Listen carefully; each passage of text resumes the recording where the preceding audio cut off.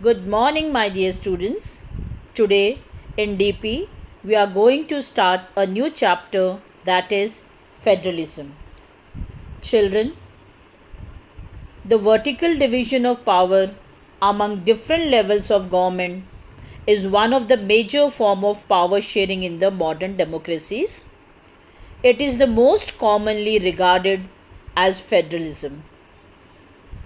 In this chapter, we are going to understand the theory and the practice of federalism in India.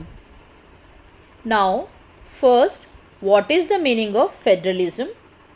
Federalism is a system of government under which power is divided between central authority and its various constituent units. The various constituent units and the central authority run their administration independently and do not interfere unnecessarily in the affairs of one another.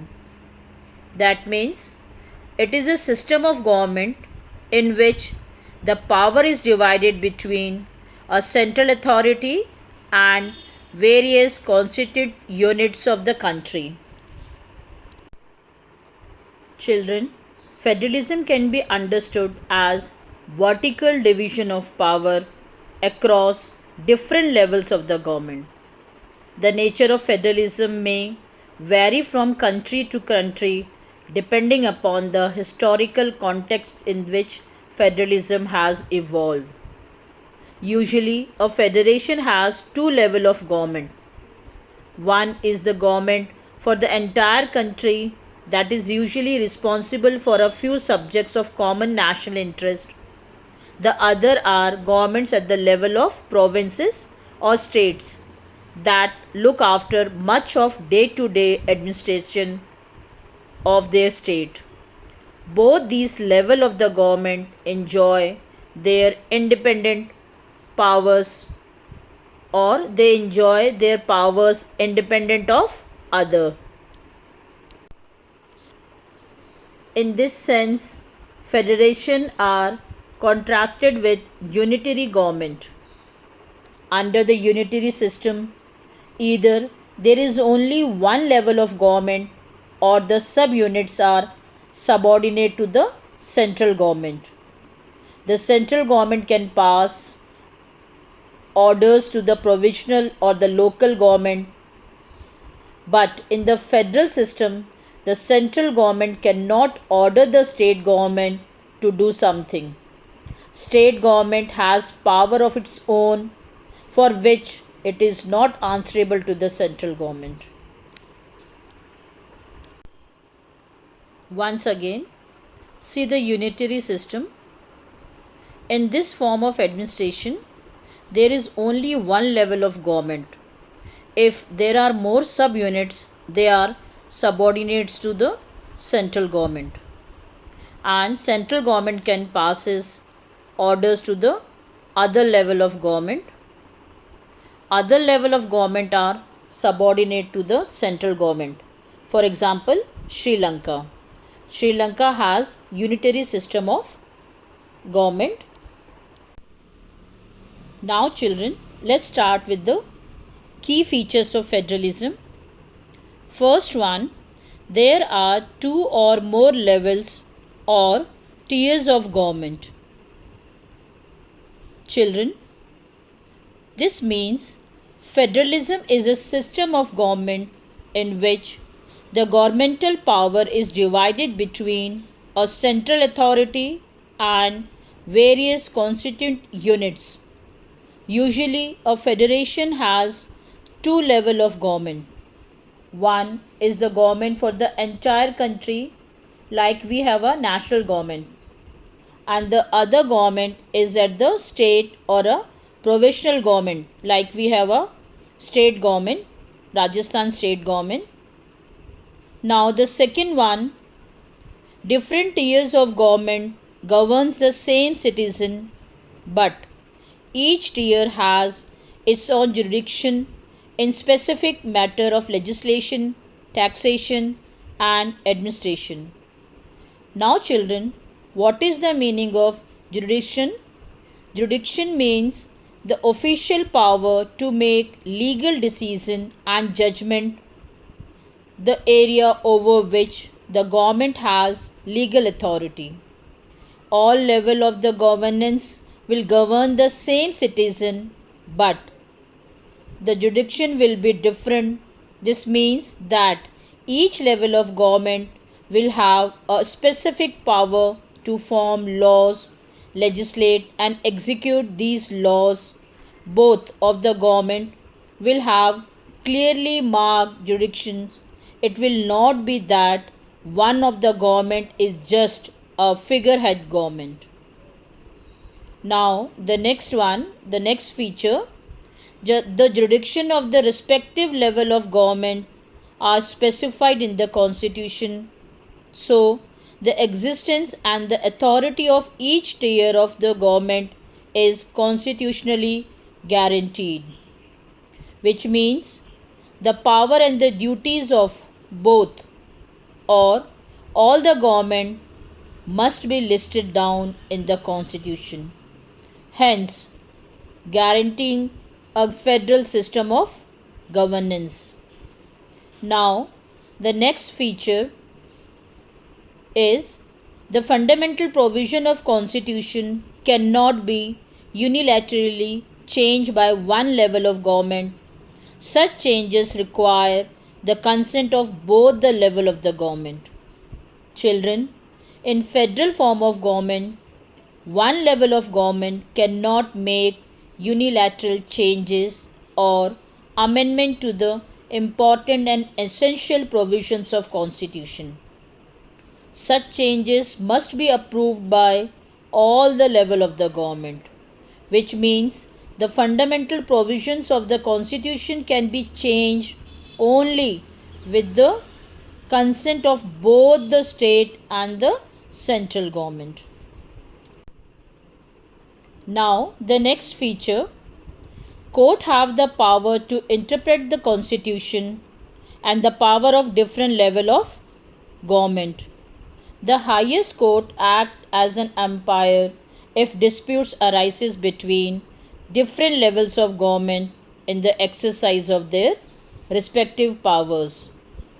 Children, there are two or more level of government with the separate jurisdiction, with the separate duties, yet there is still a possibility that a conflict may arise between the different level of the government in the exercise of their respective powers. In a federal state, it will fall upon the court or rather the judiciary to resolve this conflict. The court have the power to interfere in such a situation and reach to a solution. If there is any dispute between central and the state government, Supreme Court plays a very important role as a middleman to resolve the disputes. Now the next feature, source of revenue for each level of government are clearly specified to ensure its financial autonomy. Children, while there is a power sharing between the two levels of government, there should also be a system for the revenue sharing. Both the level of government should have their own autonomous revenue stream, because if one such government depend on the other for funds to carry out its function, it really is not autonomous in its true nature. So, for the smooth functioning of both the government, revenue for each level of the government are to be clearly specified.